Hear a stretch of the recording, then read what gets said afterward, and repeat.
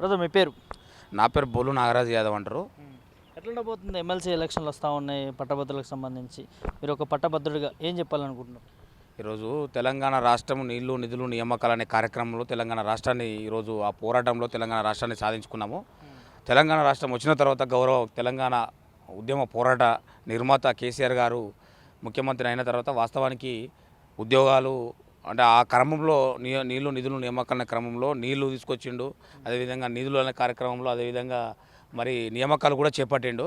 తెలంగాణ రాష్ట్రంలో ఉన్నటువంటి ఈ 10 సంవత్సరాల కాలంలో నిరుద్యోగులు మరి ఉద్యోగాల నోటిఫికేషన్లో చదువుకొని వాళ్ళు మరి ఉద్యోగాలు కూడా వచ్చినటువంటి సందర్భం అయింది. మరి వీళ్ళు ప్రజాపాలన అని చెప్పుకుంటున్న కాంగ్రెస్ పార్టీ అధికారంలోకి వచ్చిన తర్వాత వీళ్ళు జాబ్ క్యాలెండర్ ఇస్తా అని చెప్పారు.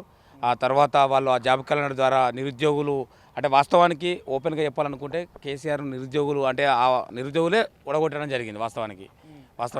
మరి తెచ్చుకున్న కాంగ్రెస్ ప్రభుత్వం నిరుద్యోగులకు న్యాయం చేస్తూ ఉంది. 100% చేస్తలేదు వీళ్ళు. వాస్తవానికి ఈ కాంగ్రెస్ పార్టీ అధికారంలోకి వచ్చింది వాస్తవానికి అంటే ఈ నిరుద్యోగులు అంటే వాస్తవానికి ఓటు వాళ్ళు పోయి అడిగారు. కానీ ఇప్పుడు రియలైజ్ అయిపోతారు.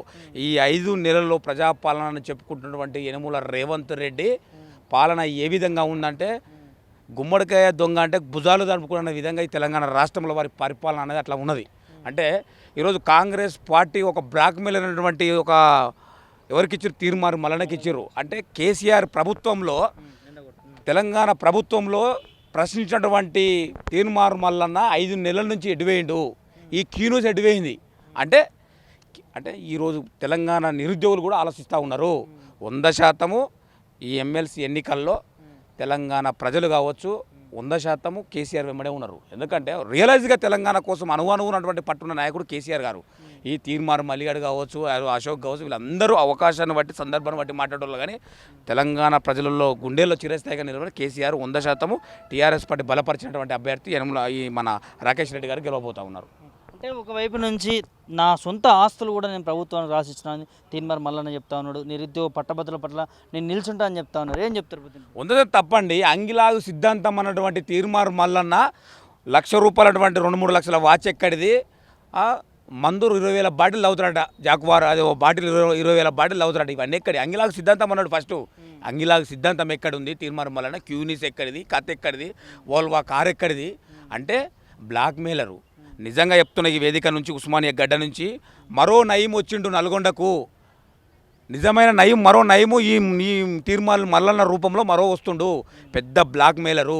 తెలంగాణ నిరుద్యోగులు కూడా ఇప్పుడు వాస్తవానికి తెలంగాణ నిరుద్యోగులు కూడా మల్లన్న నమ్మిర్రు.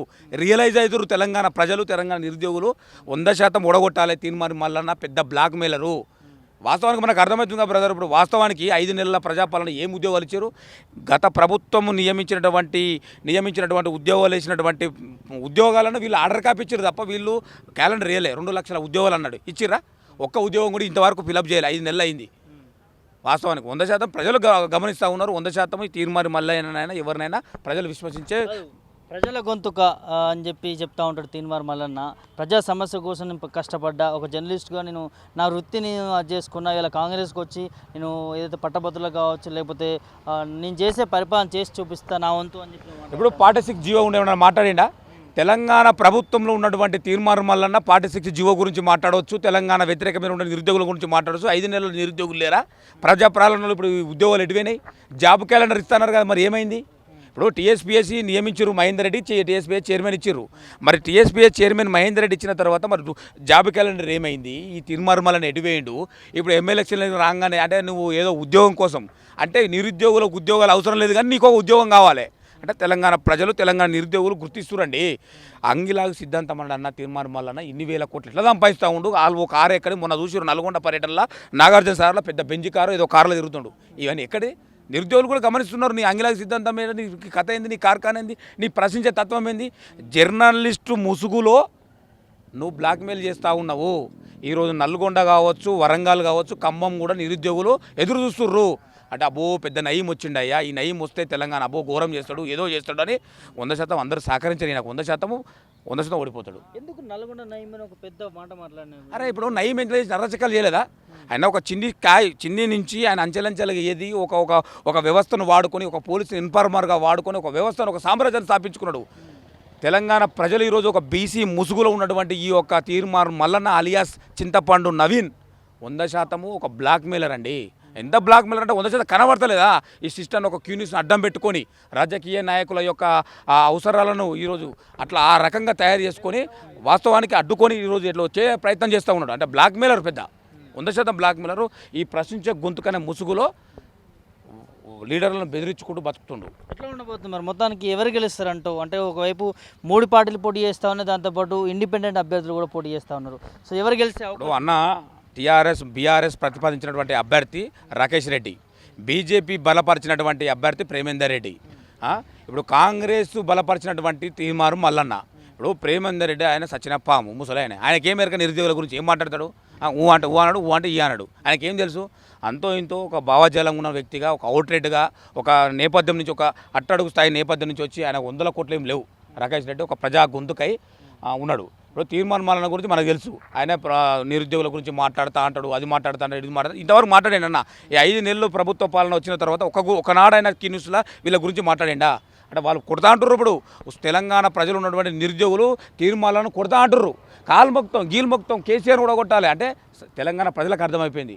అంటే ఏమర్థమైంది? తీర్మార్ మల్లన్నకు కేసీఆర్ మీద అగ్నెస్ట్ ఉన్నది తప్ప ఆయన మీద పర్సనల్గా ఉన్నటువంటి తీర్పులు తెలంగాణ ప్రజల మీద రుద్దిండు.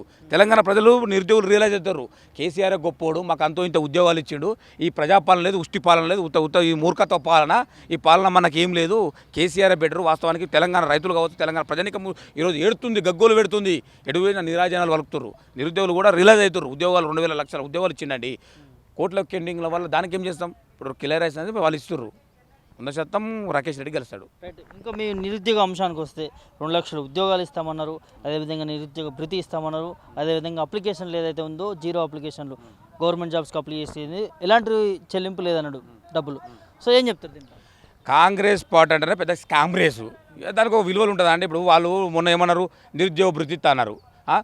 సోనియా గాంధీ బిడ్డ అయినటువంటి ప్రియాంక గాంధీ నిరుద్యోగ భృతి అని వరంగల్ ఎక్కడ మన తుర్రూరు సభలో చెప్పింది, నిరుద్యోగ భృతి ఇస్తామని.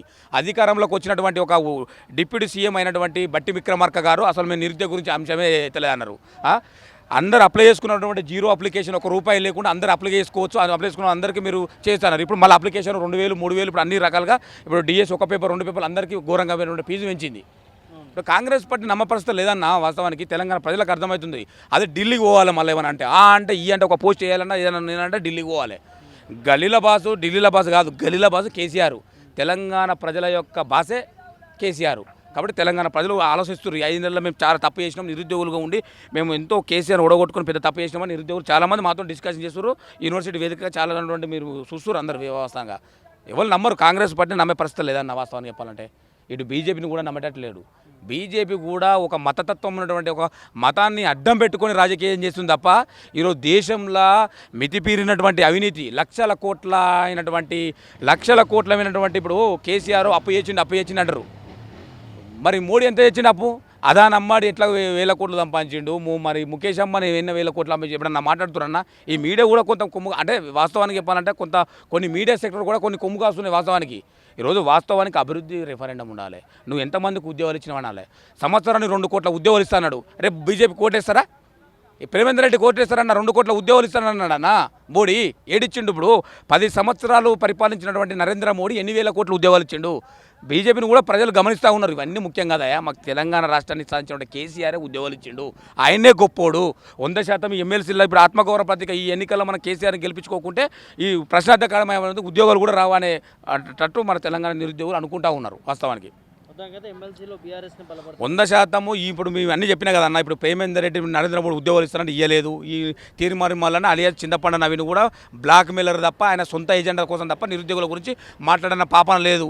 100% అంతో ఇంతో ప్రజల సమస్యల మీద అనునిత్యం పనిచేస్తున్నటువంటి బీఆర్ఎస్ పార్టీ బలపరిచినటువంటి రాకేష్ రెడ్డికే 100% తెలంగాణ ప్రజలు అంటే నిరుద్యోగులు బ్రహ్మరథం పడతారు. 100% గెలుస్తాడు.